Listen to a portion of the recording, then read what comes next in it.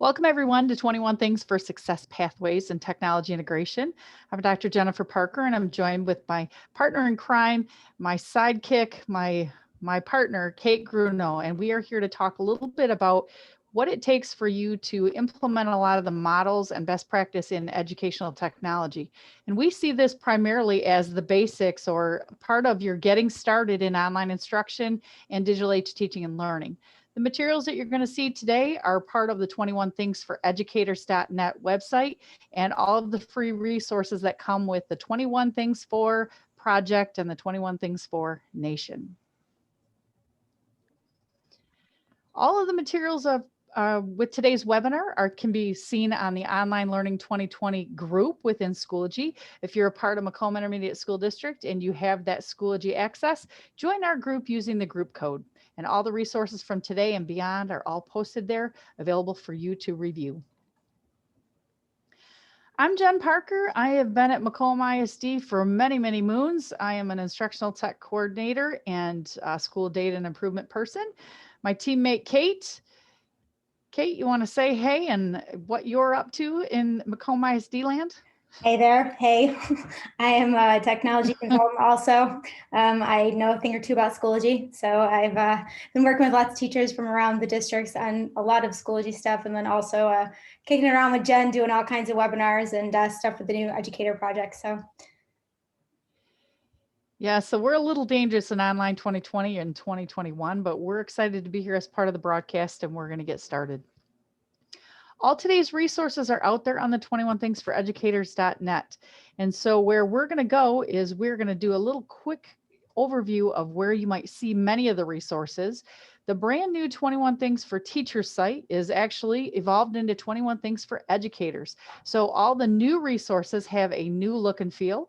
If you've never heard of us, these are annually reviewed, curated online technology resources to help you in your classroom to create digital age teaching and learning experiences for your students. You start out by picking a thing, and today the thing we're going to pick is called Tech Best Practice.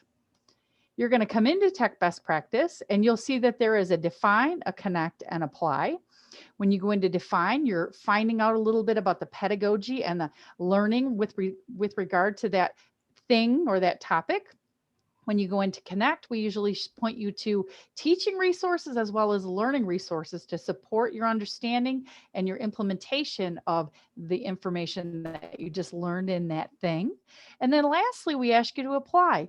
If you're doing this as part of professional development or you're just learning for yourself, there's usually some examples of how you can apply your learning with regard to this thing.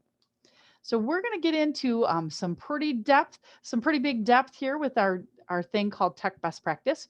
When you come into the define section, it'll walk you through what are the learning objectives for this thing? What do you need to know about Tech Best Practice? And what Kate and I are going to do today is we're going to dig in and we're going to give you the overview of what this thing is all about. We're going to look at the tech standards, we're going to look at technology integration, and we're going to look at 4 models of instruction. So the SAMR, we'll look at TPAC, we'll look at TIM, and lastly, we'll look at Triple E. So in the define section, one of the first things that we will address is there is a tour guide or a tour template that you can actually download to help you navigate many of the resources that we're going to get into today. And it is actually a 21 Things for lesson design. It's going to ask you questions about any lesson that you have with regard to the 4 frameworks that we're going to present to you today. So we would encourage you, if after today's broadcast, you want to dig further in and see how your lessons apply to these 4 frameworks, we encourage you to go to the define page and download that guide. And here's just an example of what that looks like. You'll notice it'll give you an overview of your lesson. It'll ask you about some pointed questions about best practice instruction. For example, if your lesson is all about force and motion and you're trying to integrate technology, have you considered accommodations, personalizing the learning, assessment, and then it digs into each of the models. How does your lesson appeal to the masses using the SAMR model? How can you level up your instruction? How does your lesson relate to TPAC? And it asks you some pointed questions. So when you're planning, you're embracing that TPAC model. You'll also look at the TIM model and then the triple E. So just really some basic questions for you to think about with regard to ed tech and any lesson that you are going to teach. So that's a framework. It's available after today's broadcast for you to use to kind of guide you through the process of what we're talking about today. And lastly, just before I turn it over to Kate to get us started here, just a reminder, you go into define. You can also look at the connect section, which will give you some additional resources. And then the apply will take you into some examples of you going hands-on with the content after today's broadcast. So with that said, a reminder that we're on thing one, we're going to get into define, and we're going to talk about some key questions to get us started.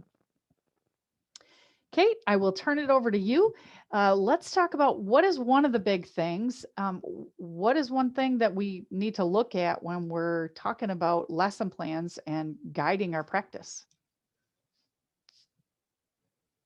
I'm not hearing you, Kate. One thing we're going to want to think about when we're making our lesson plans, or that would guide our lesson plans, is the standards. The ISTE standards for educators, students, and administrators all have different reasons for integrating them. So some of the reasons might include if you were lesson designing and planning, if you were informing professional development plans, you could use the standards for teacher preparation. You might be using them for school improvement plans. You could also use them for your technology plans, or even if you just want to stretch your professional practice and you're looking to grow as an educator in the practice that you have with your technology in the classroom. So lots of different ways that you can integrate those standards. In a second here, I'm going to show you a quick video. The video is going to give you a bit of an overview just to build your understanding of the standards and a little bit of background information. And then we'll go from there with each of the 3 standards.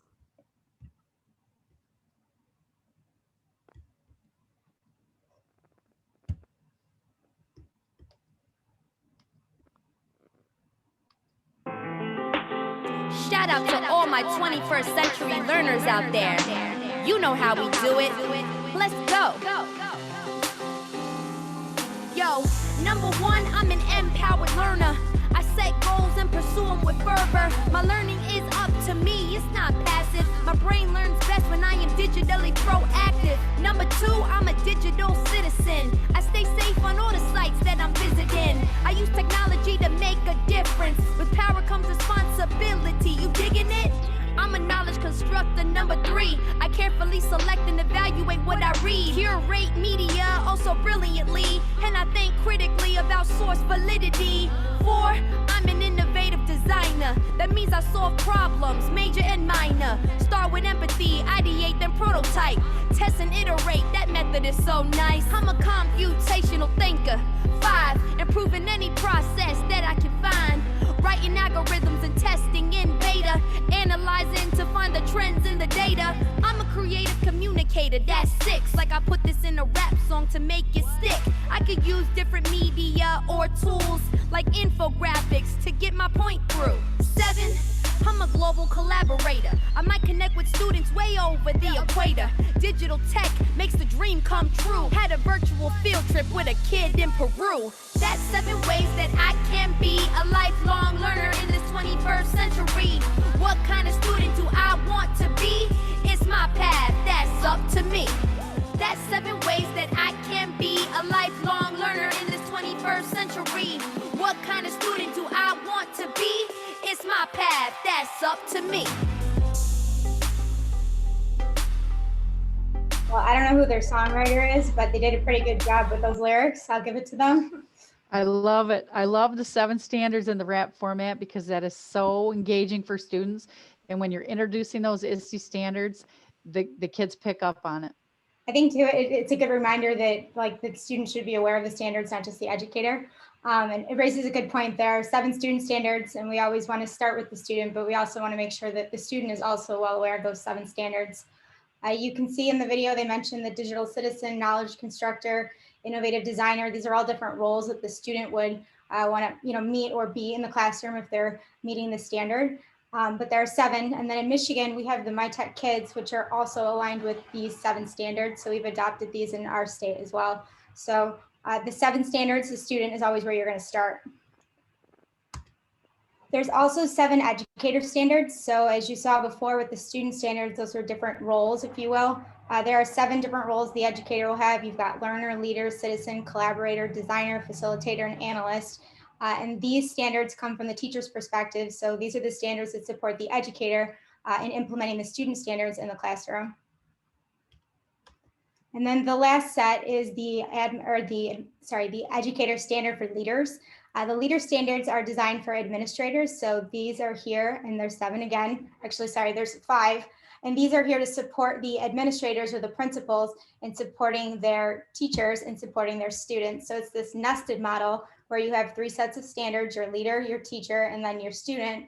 Nested together, these are going to be your ISTE standards. And these can guide your planning. They can be for professional development, stretching your professional practice, but they're here to lead change in schools and for you to know what model technology integration looks like in the classroom. And what's interesting is most folks are very familiar with their content area standards. They know their social studies standards or their English or their, the Common Core standards that impact them. But for ed tech, unless you've lived in ed tech, you aren't really familiar with the ed tech standards. And here in Michigan with those MyTech. So as an ed tech person, we're trying to push this knowledge out where folks understand that there are technology standards that will guide what you do alongside by side with your social studies standards to help you make more impact in your classroom. So that was the big ISTE standards. Yay. There is also a YouTube channel that will show you what each of the student standards looks like in action. So if you're looking for a model or a visual, it's nice to be able to see that live and in action in the classroom with real kids. So in this YouTube channel here, check it out. You'll see the student standards in action. And it's a great place, I think, to start if you're a little uncertain of where to get going or you want that visual, like we mentioned. All right, so models for technology integration are also something that you're going to want to be aware of when you're planning your lesson designing. This is going to work right alongside your standards. So if the standards are showing you what it looks like in the classroom, the models for technology integration are going to be there to help you in evaluating how you're integrating technology in your lessons. So one of the models that you can use is the SAMR model, and this is quite common if you've seen the visual before. It has this ladder effect, if you will. So it's always going to start at that substitution at the top of the ladder, but as you're going down to augmentation, modification, and redefinition, you're actually getting a little bit deeper into the way that you're integrating technology in your classroom. I'm going to show you a video real quick that's going to go over the SAMR model so you have an idea of how this works, but keep in mind this is for lesson planning and designing more powerful lessons with technology in the classroom. And the closer you get to that redefinition level, the deeper you're using technology, the more transformative it becomes. This is the SAMR model in 120 seconds. The SAMR model is a framework that provides a lens for viewing technology integration in the classroom. The first level is substitution, or the idea that a block is a block no matter where it is or how you access it. This would be like using Google Docs as any other word processor. The new tech replaces the old tech, but it does not change the task. The next level is augmentation. At this level, the tech is still a substitute, but provides more functionality as students work to complete the same task. The ability to share your Google Doc in one click and the fact that it saves to the cloud automatically and provides you access from anywhere is an increase in functionality. The next level is modification. Here the ball really gets rolling because the technology is used to redesign parts of the task and transform student learning. Students collaborating on one Google Doc and using the comment feature to provide instant feedback is an example of modification. The final level of SAMR is redefinition. At this level, we're able to design and create new tasks that were once unimaginable. By shifting our perspective from technology just being another block or substitute, we're able to truly start imagining the possibilities. An example of redefinition would be connecting to a classroom across the world through students sharing Google Docs. They would each write their own narrative of the same historical event, using the chat and comment section to discuss the differences. Then students would use the Voice Comments app to discuss the differences they noticed and embed this in their class website as a culture walk. To recap, substitution is the same task, new tech replaces old tech. Augmentation is the same task, but the tech increases functionality. Modification, we're able to redesign parts of the task. Redefinition, we're able to create new tasks once unimaginable. As we move from substitution to redefinition, we're moving from enhancing to transforming student learning. If only all topics could be covered in 120 seconds, right? It's a great video, though, that really captures It the is. essence of SAMR. And I think it's important to make just the distinction that it's not wrong that it's at substitution level. It's just that there will be different times where you're at both ends. And you want to try and push your practice to get to that redefinition level where it's really transformative. But there will be certain lessons or activities where you are at substitution level, and it's kind of a fluid back and forth between those two ends of the ladder, if you will. This just provides another visual metaphor of what SAMR, the model, represents. So you see the guy on the left, he is at the top, which is going to be where substitution is, but the deeper he gets into his technology integration, the more transformative it becomes. So down here at this redefinition level is really where the magic happens. This is where you're redefining tasks that would not be possible without that technology integration. This set of questions here is a great resource to keep in your lesson plan book. So if you've got a sticky note that you wanted to stick in your lesson plan book, this is definitely something that I think you will find useful in guiding what you do. There's a series of questions you could ask yourself when you're thinking about SAMR. So you might wonder, what will I gain by replacing the task with new tech? That's how you would answer that substitution question, or if it's substitution. Does the tech add new features that improves the task? You've got, does the task significantly change with the use of tech? And then at that redefinition level, does the tech allow for creation of new tasks previously inconceivable? So meaning it would not be possible without the technology. And this is a great way just to kind of evaluate and be critical about how you're implementing technology in the classroom. And then if you want to level up for a little bit of deeper learning, this is how you could move it up the ladder. We've got some examples here that shows you what this would look like with a Shakespeare lesson. So if you were using Shakespeare for a writing assignment in the classroom, there's actually 8 different applications here that are represented. They took one lesson or one activity that focused on Shakespeare. It starts with traditional print format, which means that it's going to be your traditional text. And then they actually move it up the SAMR ladder, and you've got 8 different applications of how this could look in the classroom at each of the different levels. So this is just here as a resource if you wanted to use the links or check it out in your own time. This is a great example to start with that shows you how you could take the same lesson and you could implement technology in different ways to become or to move to that transformative area. And then before I switch it over to Jen, I'm going to leave you with a question. So something to think about here. Is there a current lesson that you could move up the SAMR? And something to think about too, I think it's a great way if you're looking to add rigor. I sometimes used to think of it that way. If I'm trying to move up something up the SAMR ladder, sometimes for rigor to add for students, maybe you're fast finishers and could use a little bit of a challenge. This is a great place to start if you're looking for some ideas to move those kids up into something a little bit more challenging.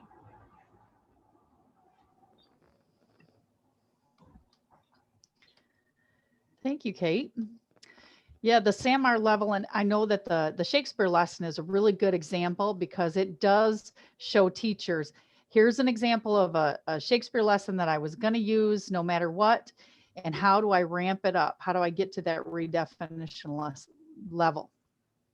So we've looked at the ISTE standards. We have looked at a model that gives us some questions to think about so we can push the levels of learning in technology and deepen the embeddedness of the technology. Now let's think about assessing that technology integration by the student experience or the teacher actions or what's happening in the classroom. And I think during online learning 2020 and 2021, this has been a great model for us to be thinking about. So we're going to shift to another model, and this is called the technology integration model. And so as you're trying to grow your instructional practice and you're trying to really learn about ways to question your teaching practices, you need to be thinking about, what is this going to look like in my classroom or in my learning environment? If I'm face-to-face, if I'm hybrid, if I'm online, what is the student experiencing? What do I need to prepare and experience during the lesson? And what's really happening from that 30,000 foot view if my principal were to pop in and see the learning going on? So the TIM has a lot of walkthrough experiences or look-fors. So the TIM model actually came out of University of South Florida. 5 characteristics of meaningful learning environments come out of it, as well as 5 levels of technology integration. So when you look at the TIM model, there's 25 cells and it's like a giant rubric. You're looking at the levels of technology and the characteristics of the learning environment. So it's that continuum of learning and learning with technology. And we've embedded the matrix here in the slide deck for you to get back to many of the rubrics that are going to be talked about here in this section.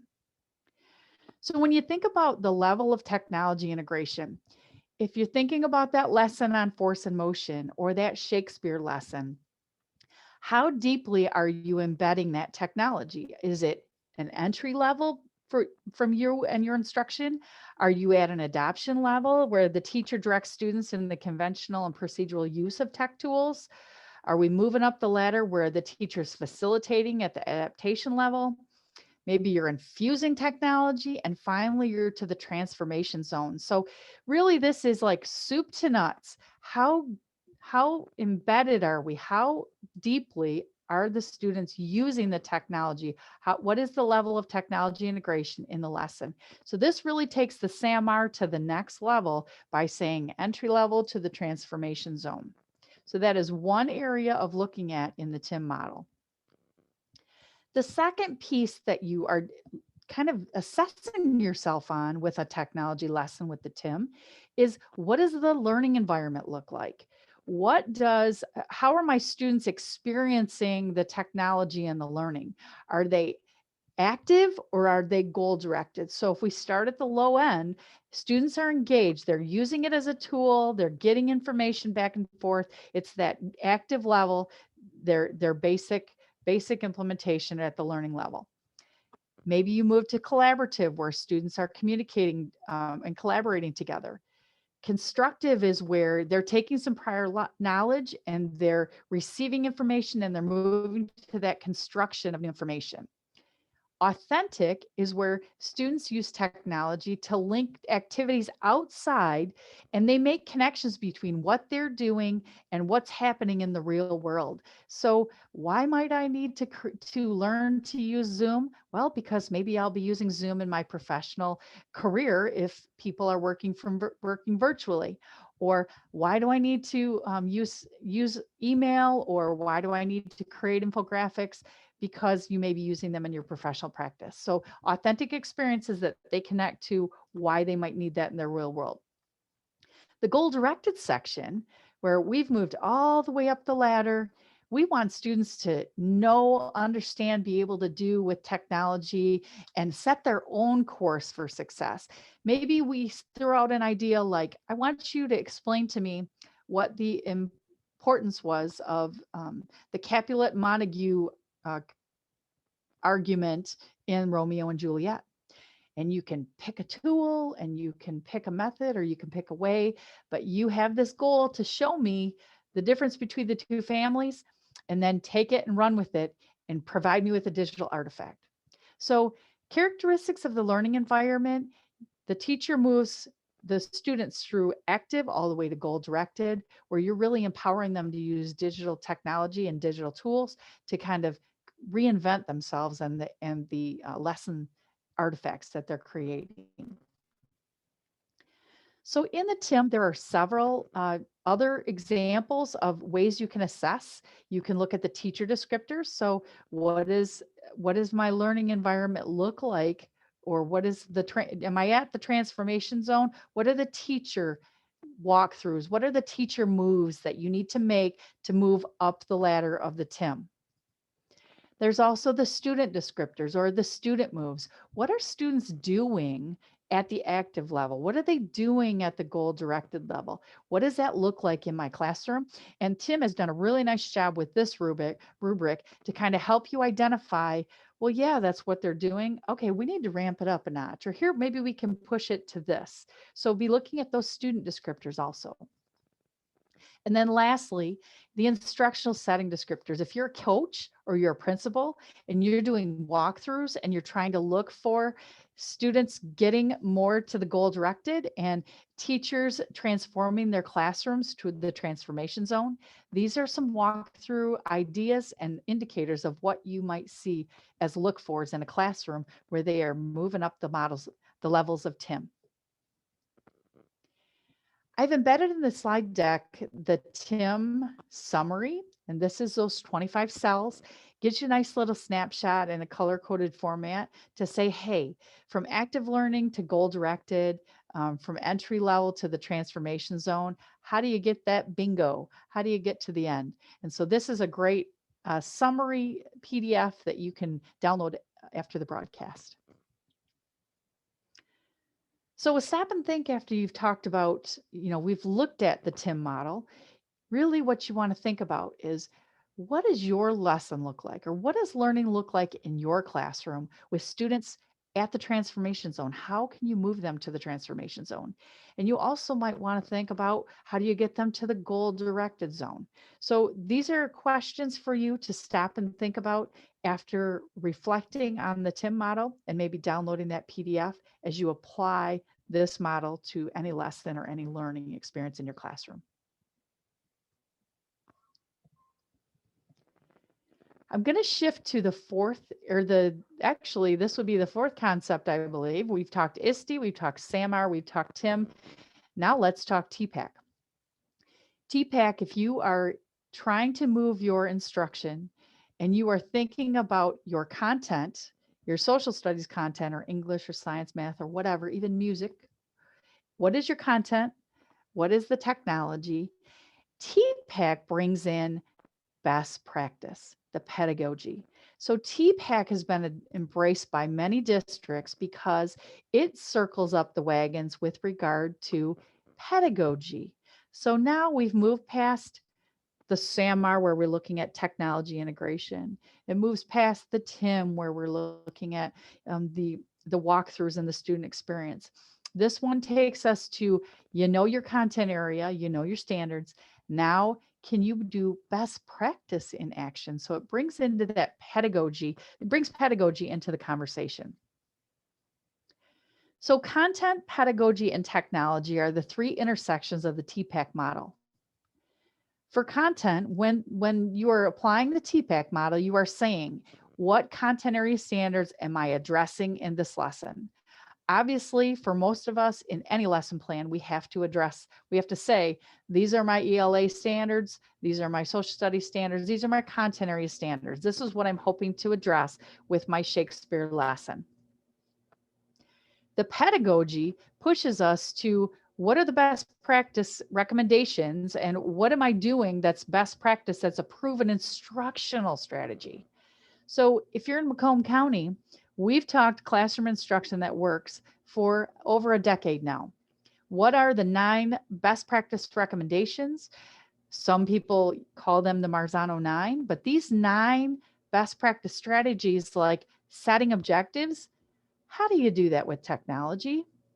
Generating and testing hypotheses, how do you do that with technology? When you look at pedagogy, you're looking at those best practice recommendations and adding some technology to drive the lesson home and improve and enhance it. This slide actually talks through, of those 9 instructional strategies that have been proven as best practice, the one that has the most significant impact on student achievement is similarities and differences. And we often see interactives online as having a great way for us to do similarities and differences. You're comparing, maybe you're using an online Venn diagram to compare the Capulets and the Montagues and then what they had in common. So lots of different best practice strategies out here that definitely need to be a part of the conversation. And TPAC asks you and reminds you to look at pedagogy when you're involving the technology. So TPAC, we talked content, we talked pedagogy. Lastly, let's talk technology. The TPAC says, dig into technology and make sure it is not technology for technology's sake. What is the technology you are using? Make sure it is a complement to your content, your pedagogy, and your teaching.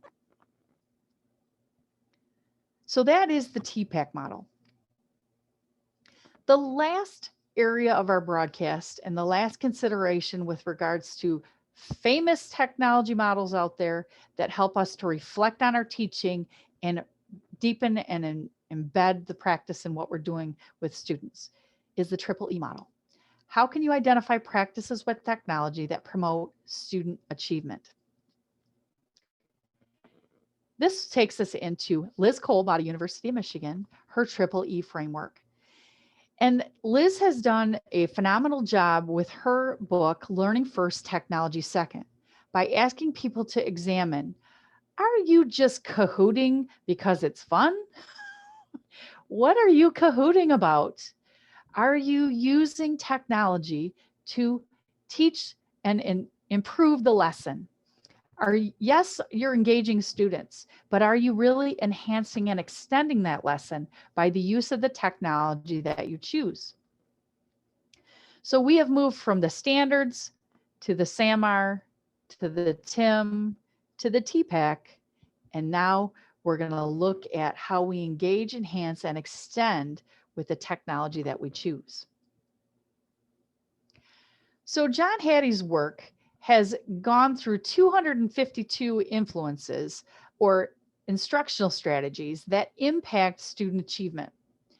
And the first mention of technology is the 59th ranked strategy. The right technology used in the right way can definitely enhance effect size. So if you look at this list of all these things that we do in education to improve teaching and learning, the number one thing is collective teacher efficacy.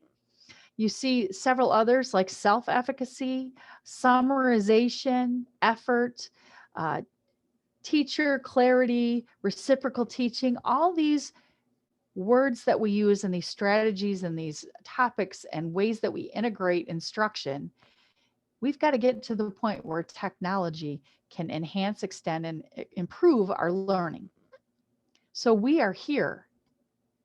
There are so many tools, but the goal is to identify practices with technology that promote student achievement. So we want to look at those 252 best practice recommendations, the micro strategies beyond the Marzano 9, and we want to get to the heart of the matter. What technology tools and apps are really going to help us get there? Liz Kolb's book talks about the Triple E framework, which she actually developed. There are 3 areas of the Triple E. There is engage, enhance, and extend. Of the 252 meta-analyses that John Hattie speaks about in his work, Dr. Kolb actually takes them and divides them into the 3 areas of her model. Which of those strategies are going to help with engagement for students, which will help with enhancement, and which will help with extending the learning experience for the students. So now we're talking about the teaching strategies that we just talked about in the TPAC model. How do we, from those 9 umbrella statements, now we're refining it down to 252 of them to choose from. What can we do best practice wise that's got some technology bite to it? So let's think about engage. How do you engage students? During the pandemic, one of the worst issues that we've heard about is we can't engage the students online. How do we make sure that they are engaged? How can we find technology that doesn't distract students or that motivates them or allows them to socialize or collaborate and communicate and engage them in peer conversations? What's out there that'll help us do that? And then what best practice recommendations are there? Can I use I do, we do, you do? How about gradual release of learning within a learning management system? They finish unit 1 before they move on to unit 2, before they move on to unit 3. What are some different things we can do in the builds of our technology that will engage our students? And so these are the Hattie strategies from the Hattie meta-analysis that are blanketed in those 9 umbrella best practice recommendations. that you need to embed in your instructional practice using technology.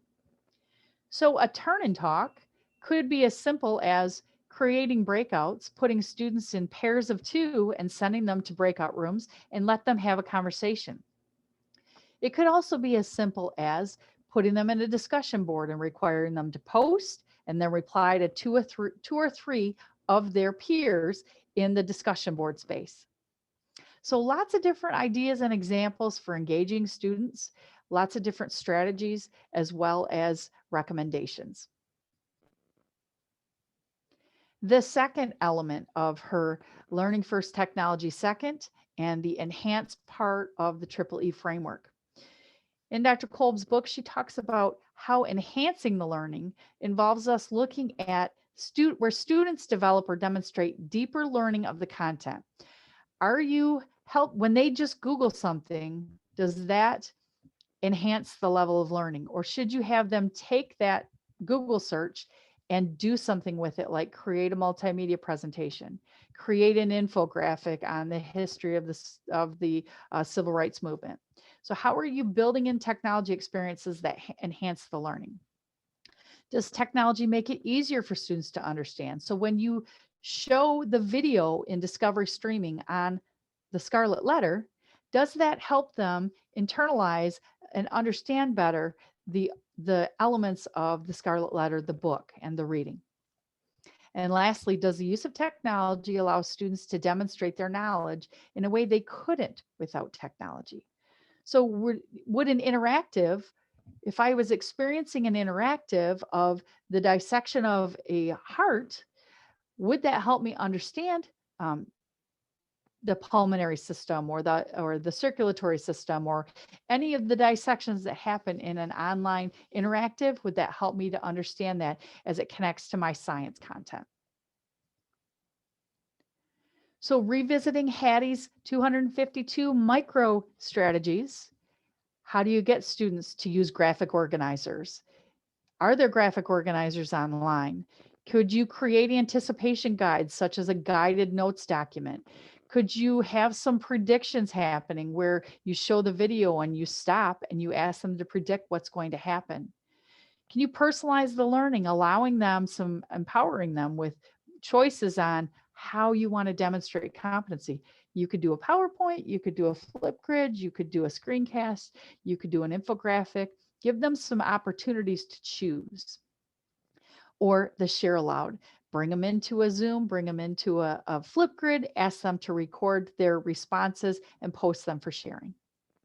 So this is all about enhancing, using technology. You had these basic lesson ideas, but how are you going to enhance the learning? The last part of the Triple E framework is all about extending. How does technology and learning help them connect beyond the classroom to their real life, their real world?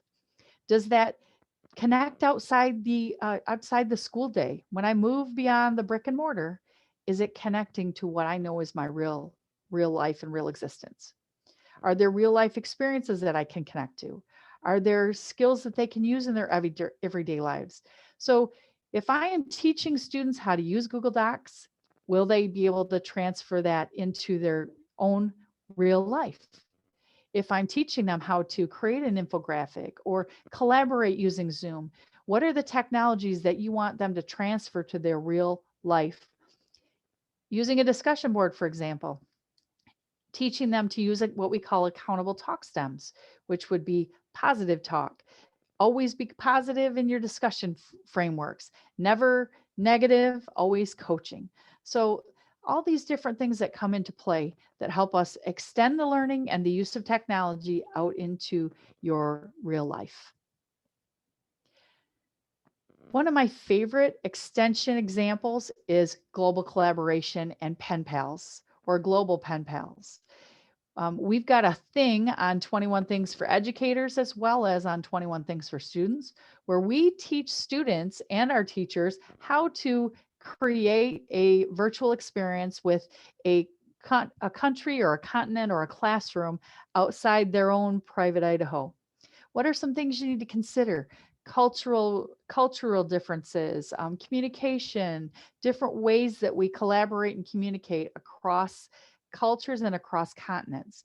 That is an opportunity for you to have extensions outside of your classroom. No more than, more than today with the pandemic. There's lots of opportunities now with virtual learning for us to use Zoom, Google Meet, WebEx, etc., to connect outside of our classrooms.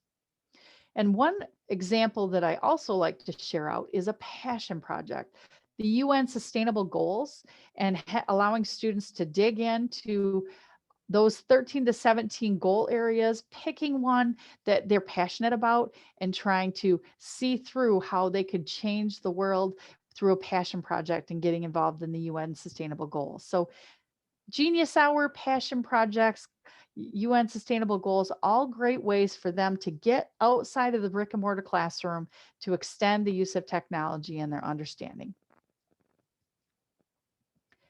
Dr. Kolb has a really great resource that is available on her EEE website.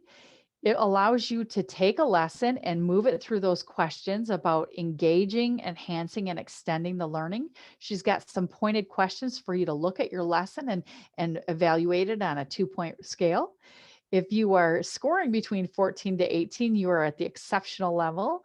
If you are 0 to 6, you are going to try and ramp that up so that your use of best practice, your implementation of those meta strategies, and your use of technology to engage, enhance, and extend the learning is moving up the EEE framework.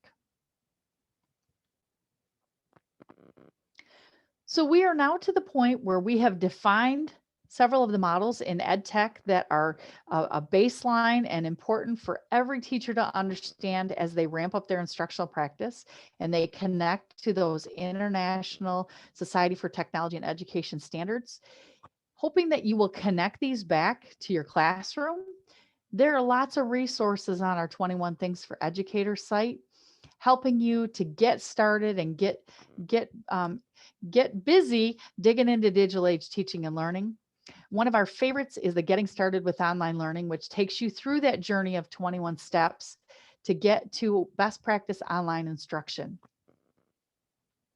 There are also some great resources linked in the slide deck from the K-5 MyTech Kids, where you'll find lessons that integrate technology for elementary students, to the student site, which is grade 5-9, and all of these resources are completely free, canned lessons, curated technology that's freely available for you to implement in your classroom.